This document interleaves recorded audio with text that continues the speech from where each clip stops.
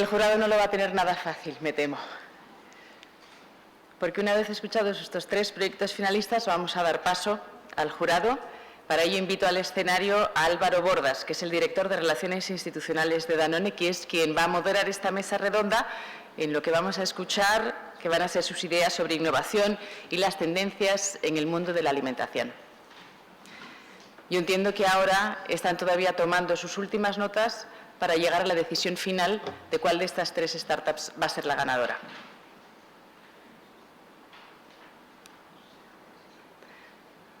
Una vez tengáis la decisión y toméis nota, pasáis a las compañeras de Ketchum vuestra decisión y después veremos cuáles son los votos ganadores.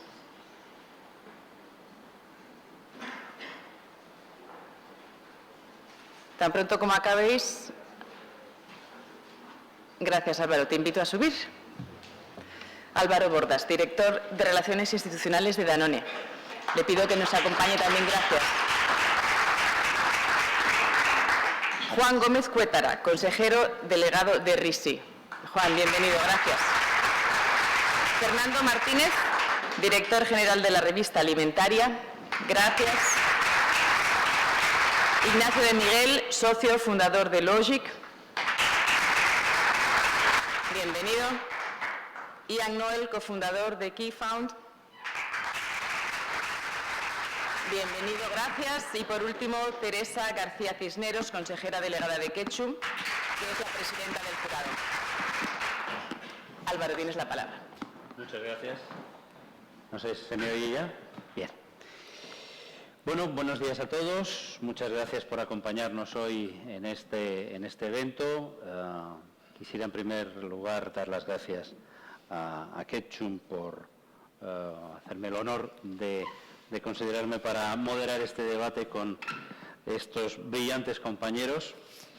Un debate en el que vamos a hablar de startups, pero vamos a hablar también sobre todo de innovación.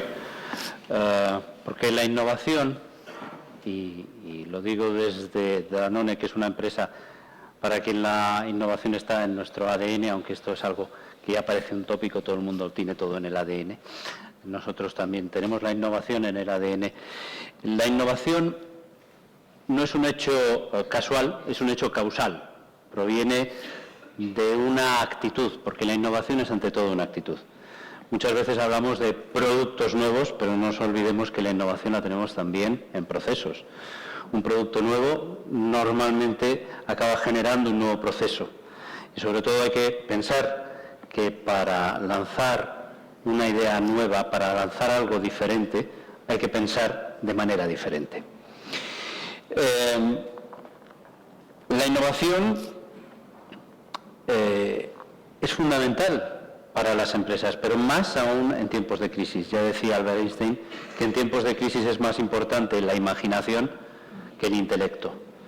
Si tenemos buenas ideas, lo único que tenemos que hacer es desarrollar la forma de ponerlas en marcha. Para eso tenemos empresas, hoy en día tenemos la fortuna de empresas y algunos representantes tenemos aquí que nos ayudan a ello. Y es importante porque, como decían, sacrificar la innovación para ahorrar costes es como parar el reloj para ahorrar el tiempo. ¿Vale?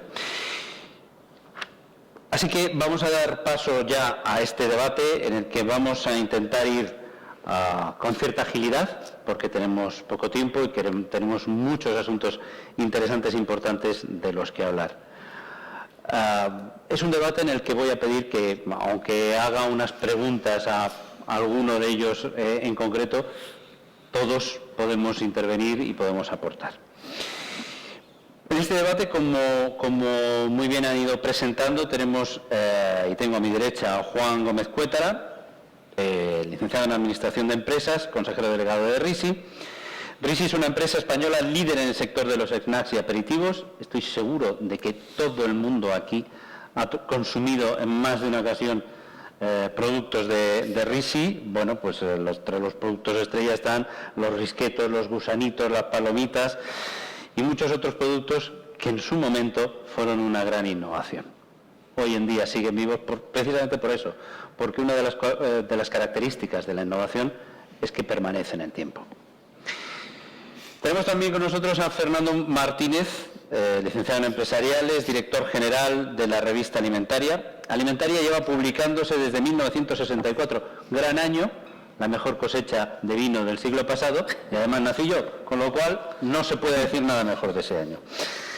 Y esta revista trata temas de ciencia y tecnología de los alimentos, ordenación y seguridad alimentaria. Recientemente ha incorporado nuevas secciones cubriendo otros aspectos de la empresa, como ferias, nuevas tecnologías o informaciones relevantes para el sector. Y además tiene un departamento muy importante que se llama Legalimentaria, que es una base de datos legales sobre alimentación muy interesante para todos los que nos dedicamos a estos sectores. Ignacio de Miguel, biólogo y además en activo, es socio fundador de Logic, que es un punto de encuentro entre emprendedores, startups e inversores. Engloba el medio de comunicación logic.com para emprendedores, startups e inversores, las plataformas de crowdfunding lanzanos.com y sequik.com, el evento Smart Money con ediciones en Madrid, Barcelona y además la Logic Academy.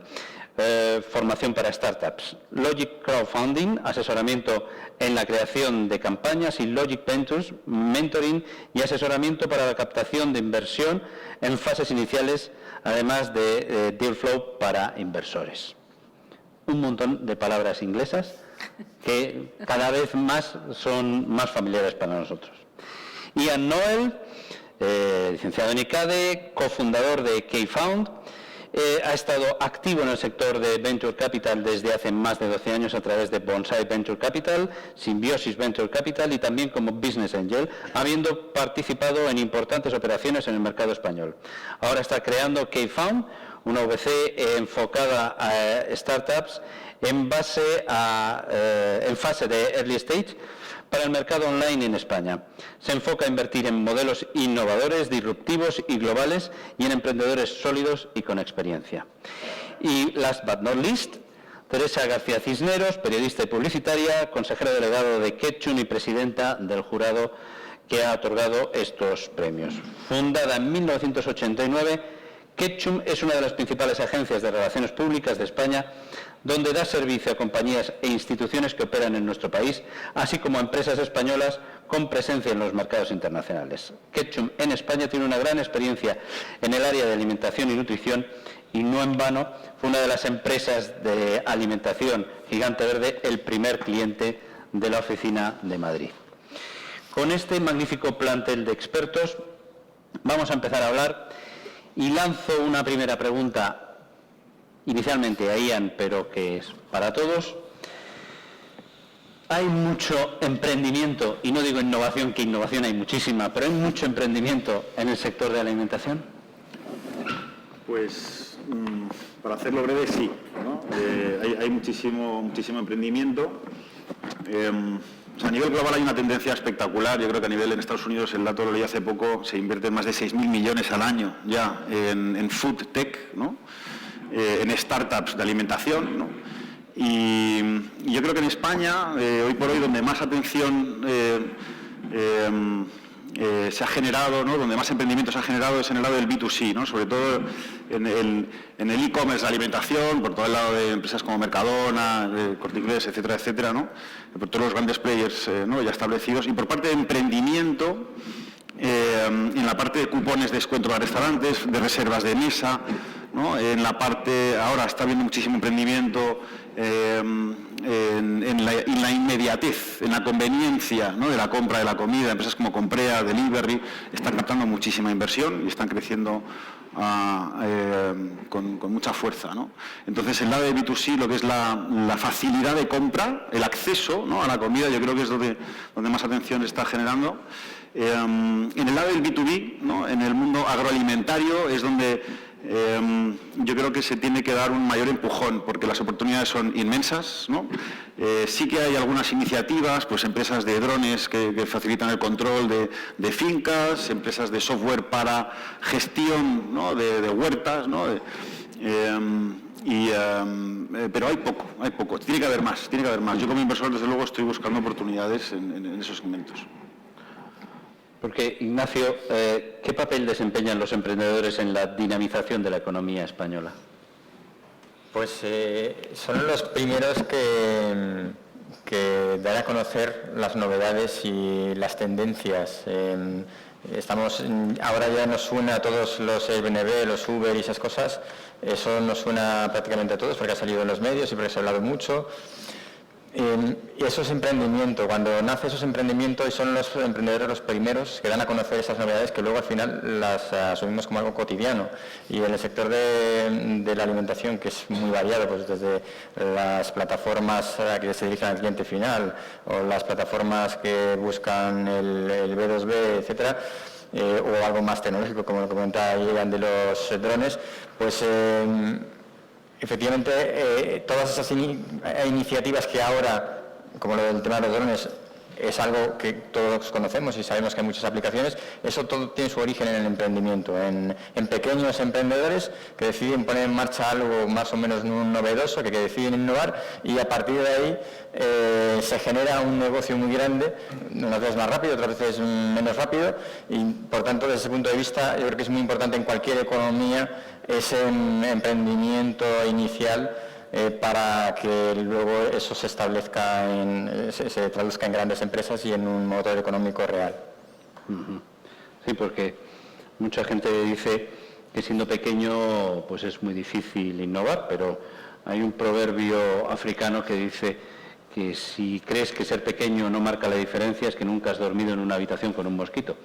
Con lo cual, es importante que pensemos que todas las grandes empresas que existen hoy en día, un día empezaron como una pequeña startup, ¿vale? Fernando, ¿cuáles crees que son los principales drivers de la innovación en España en este sector? ¿Lo práctico, lo saludable, lo sostenible, lo natural, la sofisticación? Todo. Yo creo que ahora mismo, y según está todos los consumidores, creo que para la industria sería muy importante el poder aunar todo. Lo saludable, yo creo que ahora mismo todo el mundo estamos viviendo una época en que miramos más que todo lo que es toda la alimentación sea mucho más saludable. Hace poco ha habido un estudio en el año 2015 donde el 80% de las personas encuestadas en 60 países, cerca de 30.000 personas, lo que estaban buscando, el 80% estaba buscando, aunque pagase más dinero, que fuese más saludable. O sea, toda esta alimentación. Y curiosamente, el rango de edad en la que esta gente se estaba moviendo, sobre todo, cerca del 70 y pico %, era gente entre 21 y 31 años. O sea, la gente más joven. Tú y yo ya no estamos ahí. Bueno, pero bueno. Bien, lo natural. Lo natural, pues yo creo que también vamos un poco a lo mismo, ¿no? Estamos hablando todo el día de que las cosas sean más naturales, no queremos ya que los productos pues tengan ya algunas especies, algunos condimentos que a lo mejor no nos gustan. Entonces yo creo que estamos buscando volver un poco a esa naturaleza, ¿no? A esa naturaleza un poco de lo antiguo. Cada vez yo creo que somos un poco más exigentes, ¿no? con lo que comemos. Y yo creo que queremos también volver un poco a los sabores de antaño, ¿no? A los sabores tradicionales. Lo sostenible, pues creo que volvemos un poco a lo mismo. O sea, se habla mucho de toda esa sostenibilidad, volver un poco a que esos productos de la tierra lleguen rápidamente al consumidor. O sea, que al final estamos un poco aunando toda esa parte. Y luego había una que era lo práctico. ¿Quién no ha llegado a casa rápidamente, ha abierto la nevera, ha sacado su pequeño envase, lo ha metido en el microondas, en 2 minutos estamos comiendo? O sea, al final eso es lo práctico. ¿Pero lo práctico no me alimenta saludable? Sí, ¿por qué no? ¿Lo práctico no puede tener buen sabor? Claro, es que yo soy consumidor, quiero tener un buen sabor. O sea, lo comentábamos antes un poco cuando estábamos ahí reunidos, nosotros tenemos la suerte de que solemos recibir periódicamente a algunos productos para probarlos, y os puedo asegurar que hay algunos, a mí hace no mucho, cuando llegué a la oficina, me dieron a probar una tortilla de patata espectacular, lo tengo que decir así, pero espectacular por el olor saliendo del microondas y espectacular por el sabor. Y venía envasada al vacío. O sea que yo creo que todos hemos comido alguna vez alguna tortilla de patata envasada al vacío. O sea, espectacular. O sea, yo creo que al final el consumidor quiere aunar todo ese tipo de cosas. Y abundando en eso, Juan, las tendencias principales en la innovación de producto. Ahora mismo... Sí, bueno, pues yo creo que las tendencias tienen bastante que ver con variables demográficas y sociológicas. En España y en Europa estamos teniendo un envejecimiento de la población, estamos también teniendo una población cada vez más urbana, el campo se está vaciando y la gente está yendo a vivir a las ciudades, y es un poco esos dos factores los que están marcando, ¿no? Hay dos grandes grupos que se están creando, uno es el de la gente senior, la gente de la tercera edad, y hay otro que es importante, que son los singles, ¿no? Y eso es un poco lo que va a marcar las tendencias, ¿no? Como también hemos dicho antes, la gente está preocupada por el salud, la bienestar, la gente quiere transparencia, tiene una gran cantidad de información. Entonces, bueno, pues eso lo que nos lleva es, una vida más urbanita, casas más pequeñas, la tendencia es a proximidad, ya no hacemos una compra grande mensual, sino que tenemos el supermercado al lado, cantidades pequeñas, porque en nuestra casa no tenemos grandes espacios para acumular comida para bastante tiempo, sino que queremos proximidad. El tema de la salud es muy importante, al tener una población cada vez más adulta, a los adultos nos preocupa cada vez más la salud, con lo cual es otra de las tendencias importantes y básicamente es esto. Podéis opinar también, ¿eh? En una startup que empieza, el darse a conocer es crucial, entre otras cosas, pues para conseguir financiaciones y demás. Pero, ¿cuándo debe empezar a comunicar, Teresa, una startup? Bueno, yo antes de empezar a hablar de comunicación me gustaría hablar de identidad corporativa. Es decir, cuando tú estás pensando en crear un negocio, bien sea un servicio, bien sea un producto, lo primero que tienes que pensar es qué identidad corporativa le vas a dar. Aparte de que pienses que la idea va a funcionar, que es un producto que va a tener recorrido, puede llegar a ser una empresa, pero lo primero también que tienes que pensar es qué imagen va a tener. Primero, la imagen, el diseño, la identidad, y hay algo que para nosotros en Quechua lo tenemos, digamos, muy arraigado, y que es el consejo primero que damos a una compañía cuando se nos acerca, es cuál va a ser tu reputación como compañía, como startup. No hay que esperar a crecer y ser una gran empresa para pensar a empezar en qué reputación corporativa vas a tener. La tienes que tener desde el principio. El momento de comunicar hay que estudiarlo muy bien, porque tienes que tener el producto y el negocio desarrollado. Por ejemplo, viendo algunos de los ejemplos, ¿no? El tema de Take a Chef, a mí me ha gustado la parte de cómo ha mencionado el desarrollo del marketing. Es decir, cuando ya han tenido el negocio bien asentado y el negocio funcionando, es cuando realmente han dicho, vamos a dar a comunicar este servicio. Lo que no puedes nunca es dar a comunicar algo que no tienes bien montado o desarrollado. Es cuando ya lo tienes, cuando realmente tienes que comunicar. Y entonces ahí lo que tienes que hacer es hacer un análisis de cuáles son tus audiencias, cuál es el foco que quieres poner en cuál es tu audiencia y cuáles son tus influenciadores claves en lo que va a ser ayudarte a vender ese producto, y en función de eso hacer un plan de comunicación. Ese sería para mí la trayectoria, desde crear la identidad hasta la comunicación. Y por supuesto, la comunicación tiene que ser sostenible en el tiempo. No significa que tú lanzas un producto, comunicas y ahí te quedas. No, tienes que comunicar de una manera sostenible. Sí, evidentemente es una de las claves del éxito, pero ¿cuál es la clave, Ian, para que una startup consiga éxito, además de comunicar? Es la pregunta del millón, ¿no? Y solo esta pregunta daría para un debate de todo el día, ¿no? Hasta las 7 de la tarde, pero yo creo que hay muchísimas variables. Y si hubiera una regla, un white book, ¿no? Para montar startups, pues todos seríamos multimillonarios y sería fácil, ¿no? Al final es complicadísimo y tiene mucho de arte, ¿no? Tiene mucho de carisma del emprendedor. Pero yo, si me tengo que quedar con una variable de la función del éxito de una startup, es la capacidad de atraer talento a tu empresa, ¿no? Porque al final yo creo que las empresas tienen varias etapas, ¿no? Y todas empiezan por juntar a varias personas que son capaces de idear y estructurar y definir, desarrollar un producto o un servicio que luego tiene forma de empresa y empieza a escalar, ¿no? A nivel de crecimiento, de ventas, de imagen, de tal.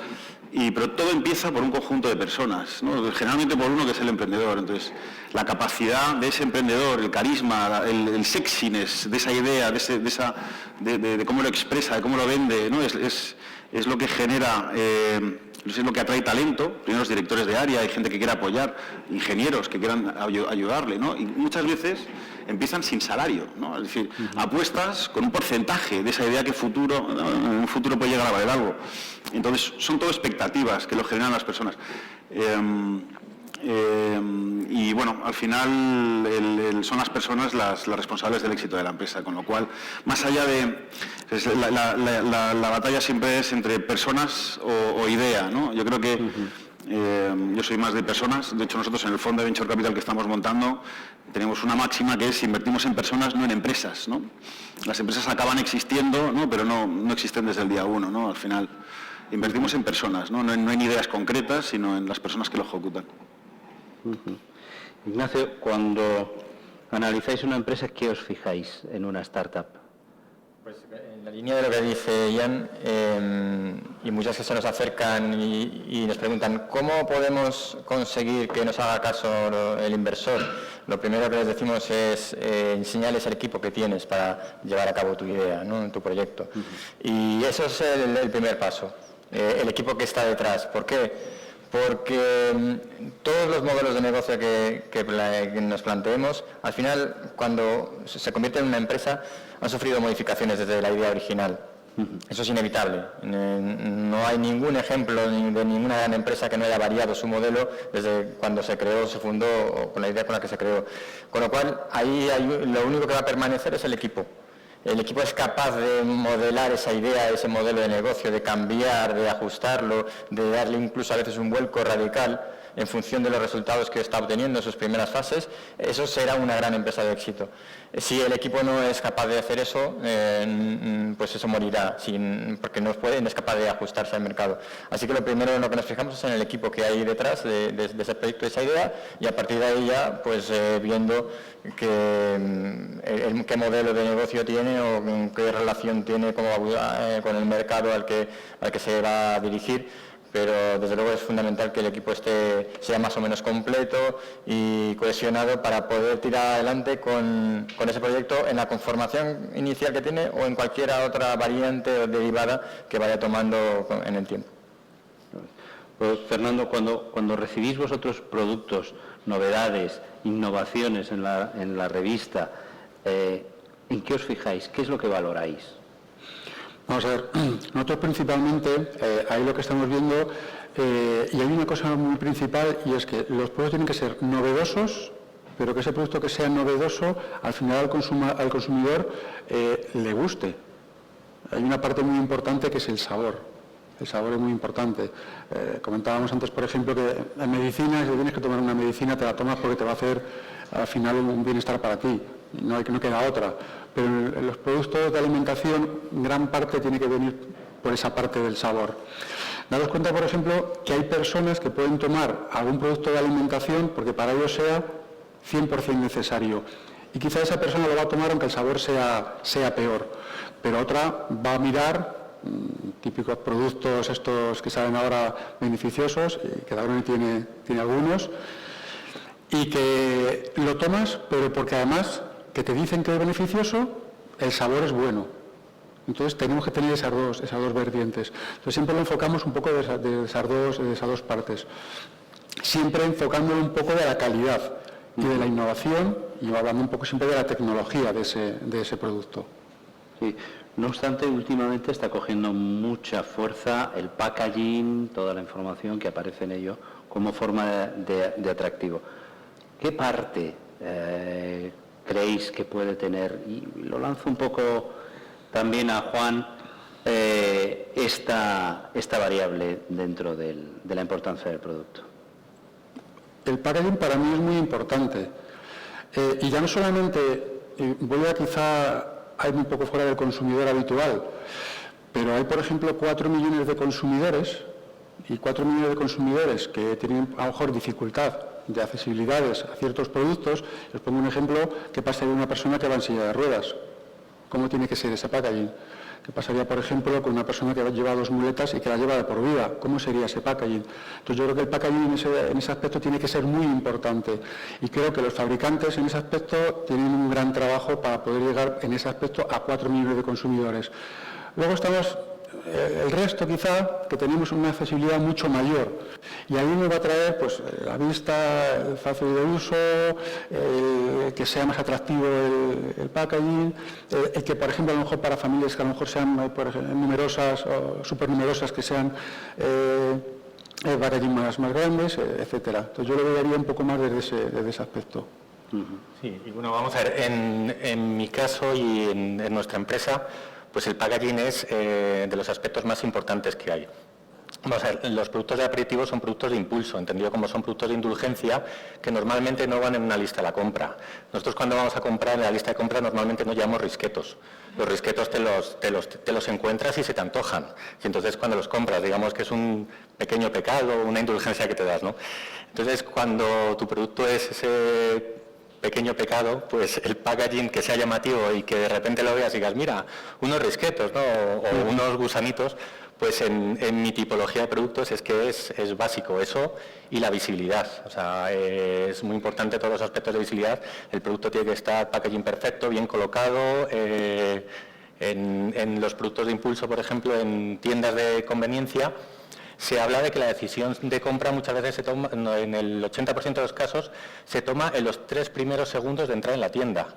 La gente no sabe lo que va a comprar cuando va a snackear, sino que entran en la tienda y en esos 3 primeros segundos deciden. Entonces, imaginar lo importante que es el packaging cuando tu decisión es en esos 3 primeros segundos. Sí. Con esto estamos dando pistas por si tenéis alguna idea de innovación, porque Teresa, ¿cómo puede dar respuesta el sector de emprendimiento y las startups a las demandas del consumidor de hoy?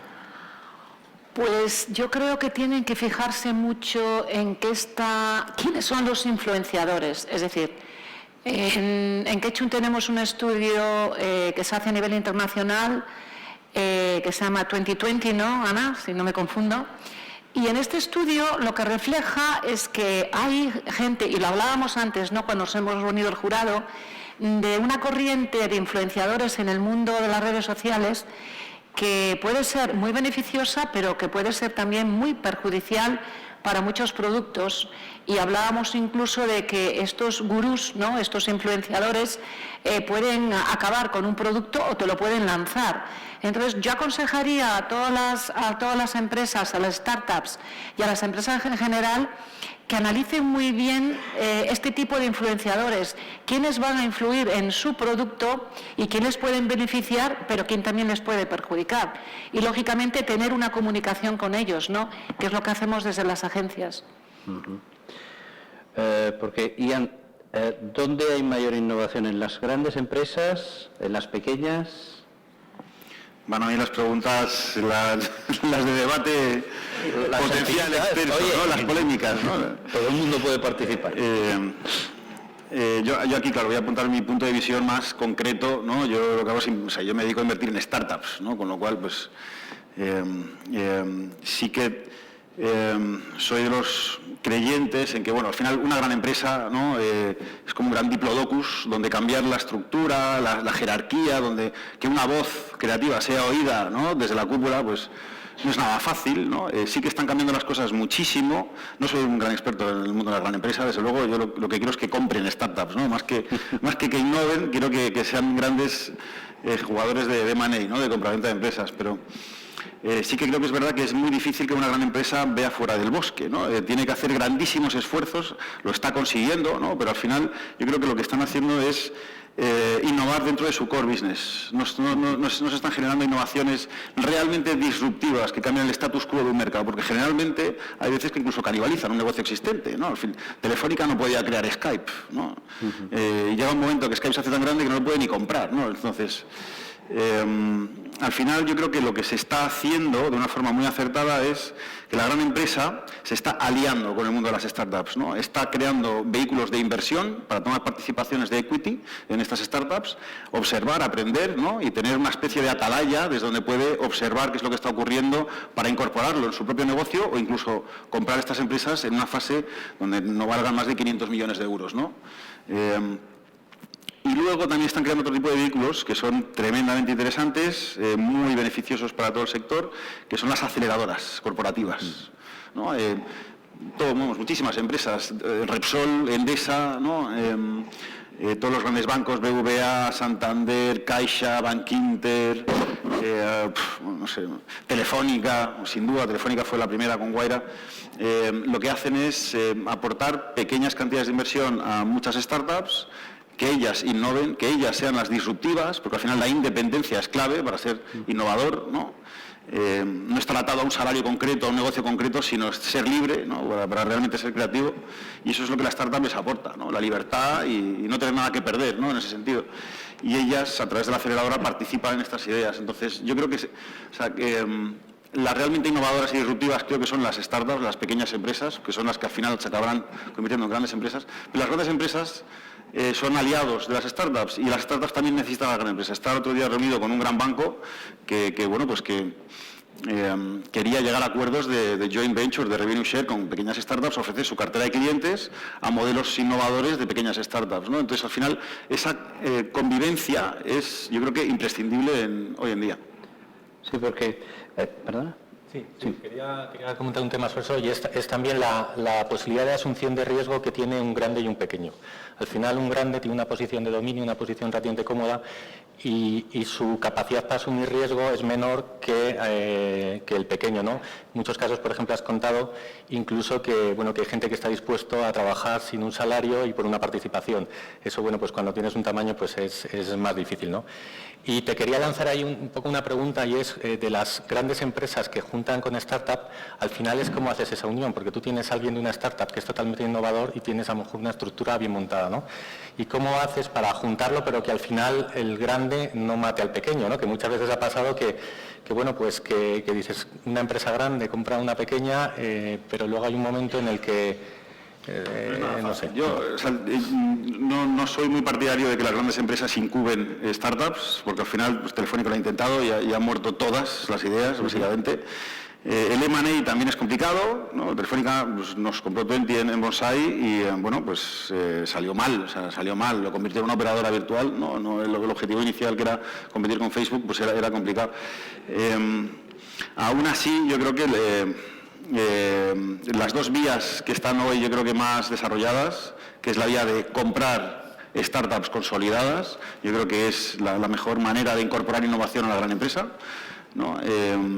Yo creo que es clave el lock-up de los emprendedores de mínimo 2 años para hacer esa transferencia de know-how, de cultura, de tecnología, ¿no? De la startup a la empresa que ha adquirido esa startup.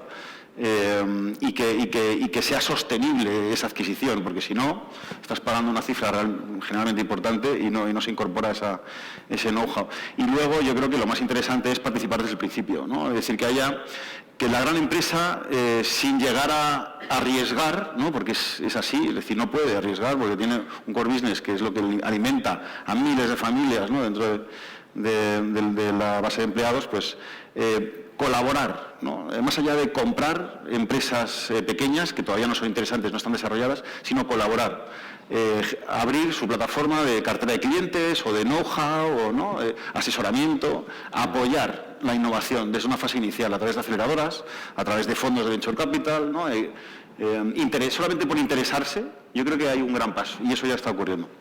Sí, ya dicen en África que en la sabana caben todos los animales, desde los más grandes hasta los más pequeños. Efectivamente tienen los grandes elefantes que se mueven más despacio, y luego las gacelas que tienen mucha más agilidad. Y siguiendo con este símil, tanto para Ian como Ignacio, hasta ahora hemos hablado mucho de generación de productos, pero también hay startups que dan servicio, que crean servicios, y hemos visto aquí algunas, para otras empresas.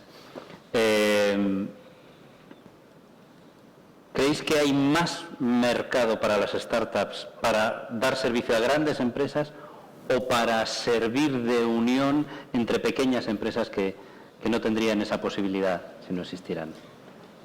Hombre, siempre se ha dicho que cuando tienes un negocio y lo diriges a empresas, parece que va a ser como más fácil que ese negocio florezca y que vaya bien. porque las empresas son las que, si tú cubres una necesidad de una empresa, esa empresa se va a gastar el dinero y es un buen cliente, ¿no? La empresa se considera un buen cliente. El problema es que dar servicio a una gran empresa es complicado, porque normalmente las grandes empresas no están escuchando a cualquiera que se le acerca con una idea nueva. Entonces, si las startups son más o menos innovadoras, las grandes empresas no van a estar muy receptivas inicialmente cuando se trata de darles servicio. Entonces eso es complicado. Pero, bueno, al final depende un poco, yo creo, más de localizar las necesidades de esas grandes empresas, porque como bien dice Ian, la verdad es que estoy muy de acuerdo con él, porque nos movemos en el mismo nicho de startups, del mismo ecosistema. Cuando esas grandes empresas tienen una necesidad, sí que se ponen a mirar y es cuando activan iniciativas para apoyar el nacimiento de nuevas empresas o compran startups que son complementarias a su negocio o a veces para que no canibalicen su negocio y dar un valor, incorporarlo, digamos, en su catálogo. Entonces, bueno, ahí en realidad estaríamos hablando de empresas que no dan servicio a empresas, sino al final al consumidor final. Yo creo que es una cuestión de posicionarse, de cómo posicionar un modelo de negocio para que sea rentable. Nunca olvidar la gran empresa. Hay muchos modelos de negocio que se han originado pensando en el consumidor final y han girado hacia las empresas. Entonces no hay que descartar nunca ese lado, pero es cierto que a veces puede ser muy complicado pensar en que mis clientes son grandes empresas que están cotizando en el IBEX, ¿no? Porque esas inicialmente, pues algo que está descubriendo una necesidad que ellos tienen, les va a costar que te hagan caso. Yo por añadir ahí, como me estabas incorporando a la segunda, pues es así, es decir, hay básicamente dos modelos, así B2B, B2C. El B2C es el fácil, es el que va a la base de consumidores, ¿no? del mercado, y el modelo B2B es el que es obviamente más complicado. O sea, vender a la gran empresa siendo una startup es complicado por los ciclos de venta. Al final, para que una gran empresa firme un contrato, ¿no? Y estéis de acuerdo con las condiciones, pasen por todos los comités de abogados ¿no? Y haya 20, pero vas a una reunión de un contrato B2B y hay 20 personas, ¿no? O sea, es todo más complicado, ¿no? Al final yo creo que la clave es estructurar la startup de acuerdo al tipo de venta que quieres realizar. Es decir, que el tipo del director comercial esté acostumbrado a vender este tipo de empresas, que su network sea del mundo de la gran empresa y que los inversores sean los adecuados, que sepan el tipo de ciclos que hay en la venta de esta empresa. Entonces, al final, si acomodas todo, el modelo B2B también puede ser tremendamente escalable, ¿no? Porque al final, con 5 clientes, pues está facturando millones de euros de repente, ¿no? Entonces, bueno, todo es acomodar la estrategia y la estructura. Y has hablado de inversión. Fernando, ¿por qué crees que España, donde la alimentación es clave, no se invierte suficientemente en el sector? Bien, yo creo que aquí lo primero que tendríamos que diferenciar un poco, y deberían de diferenciarlo también muchas veces los propios empresarios, es entre la inversión y el gasto. Muchas veces cuando a lo mejor planteamos el hacer una innovación o el hacer algo un poco a futuro, rápidamente el financiero te lo planta en la partida de gasto. Y no es un gasto, es una inversión y que realmente no sabemos qué tiempo va a tardar en aquellos en darnos rentabilidad. Hay veces que es a corto plazo, como puede ser una startup más rápida, pero hay veces que eso tarda. Seguramente vosotros en algún producto habéis tardado más tiempo en rentabilizarlo que otros. Entonces yo creo que esa es la primera partida. El ver que cuando no tengamos un gasto, vamos a tener una inversión y tengamos un tiempo para rentabilizar ese gasto.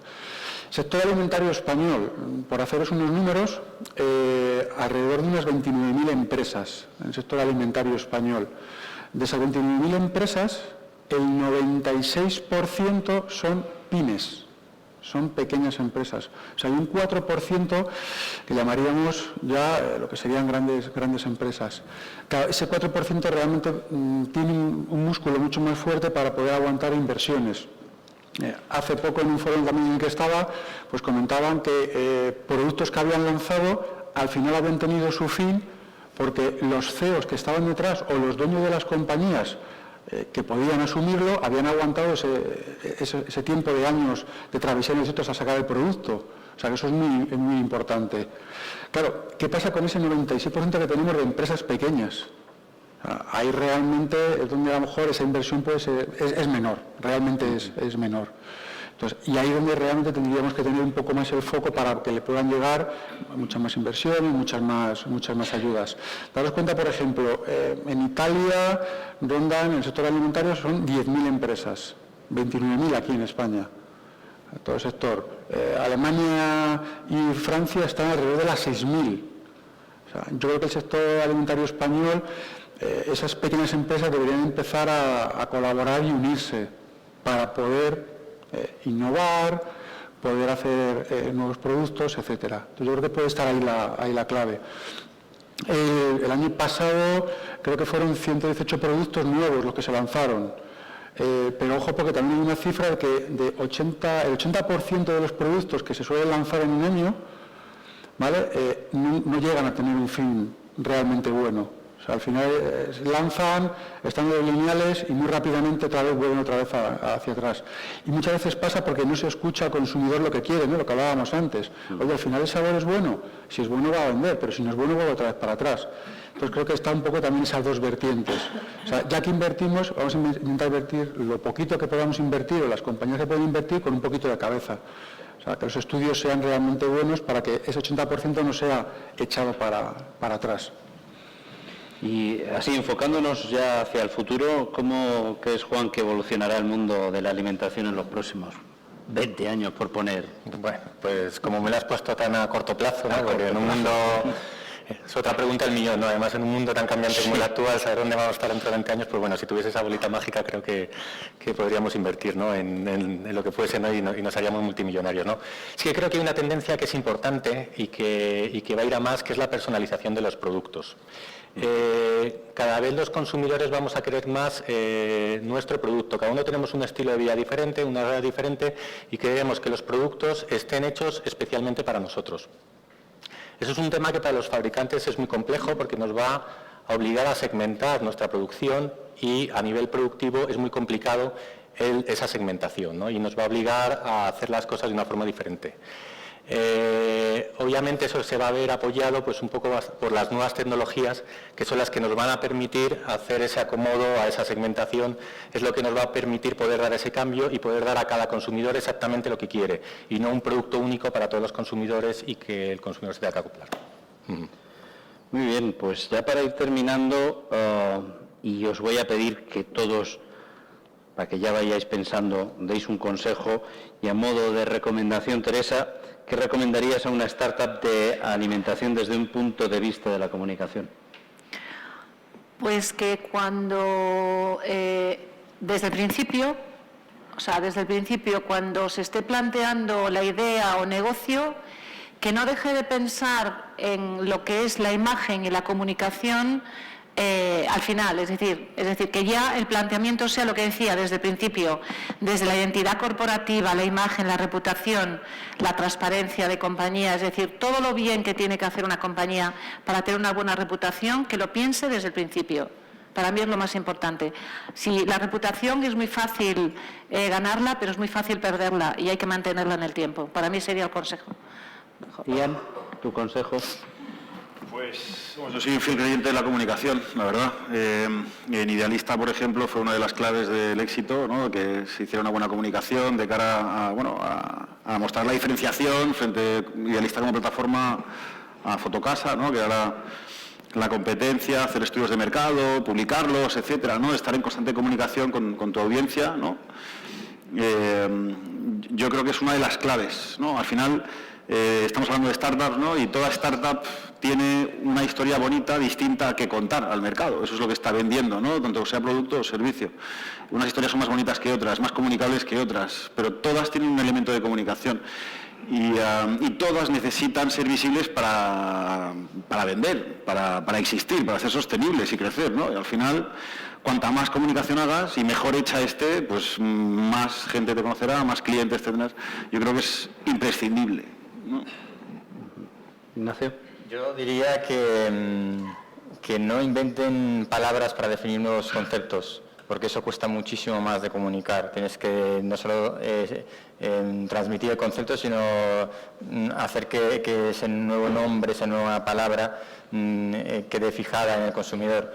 Si se innova y se crea un nuevo concepto, un nuevo servicio, algo que intentar llamarlo por una palabra común y no innovar en ese sentido demasiado, porque nos complica la parte de comunicación. Entonces ya habrá tiempo de que el consumidor se invente la palabra que nos defina si realmente somos tan buenos, pero que dejar que sea el consumidor el que invente las palabras, no inventarlas nosotros.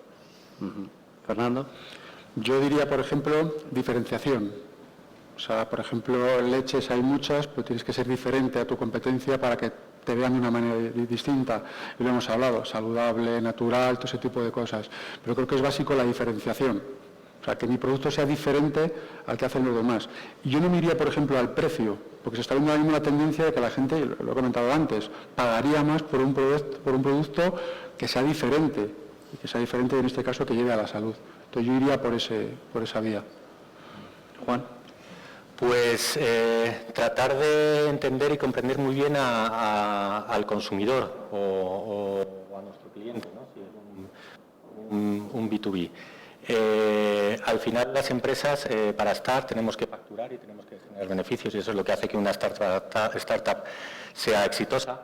Y es un tema que es muy complicado cuando uno empieza, porque no tienes presupuesto para hacer estudios de consumidor. Las startups se empiezan a mover por corazonadas. Al final es un empresario que tiene una visión y se lanza a ella. Pero como estás empezando no tienes esa capacidad de saber lo que quiere el consumidor, ¿no? Y es muy difícil. Entonces, tratar de buscar de alguna forma cómo puedes estar cerca de ese consumidor, cómo puedes entender y comprenderle lo que él quiere, para darle lo que necesita. Muy bien, pues muchas gracias a todos. Yo también voy a dar mi consejo particular, porque hoy hemos visto pues muchas ideas, muchas opiniones muy interesantes, pero yo creo que en la innovación y sobre todo en la creación de una startup no hay nada más importante que la ilusión. Ya hemos visto que las personas son tan importantes como las ideas o más, y no olvidemos nunca que la génesis de una idea no es un concepto, es una emoción. Así que no dejemos de emocionarnos para crear muchas nuevas ideas y muchas nuevas empresas que nos ayuden a cambiar el mundo. Muchas gracias a todos.